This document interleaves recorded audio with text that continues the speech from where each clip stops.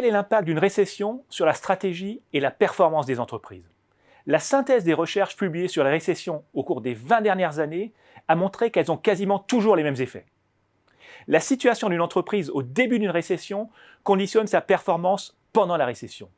Sans surprise, plus une entreprise est fragile au début d'une récession, plus elle a tendance à pâtir de la récession.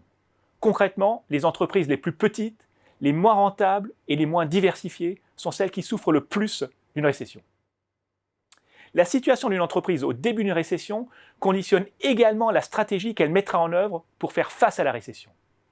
Contrairement aux entreprises les plus fragiles, les entreprises qui se portaient bien avant la récession ne sont pas condamnées à réduire les coûts pour compenser leur baisse de chiffre d'affaires. Elles peuvent également continuer à investir pour saisir les opportunités qui émergent pendant toutes les périodes de récession. Enfin, la stratégie à utiliser pendant la récession détermine la performance de l'entreprise à l'issue de cette récession. Pour une entreprise, il est crucial de bien gérer la tension entre réduction des coûts et investissement. Dans la plupart des cas, elle a intérêt à commencer par réduire les coûts pour assurer sa survie à court terme, avant de recommencer à investir pour assurer sa pérennité à long terme.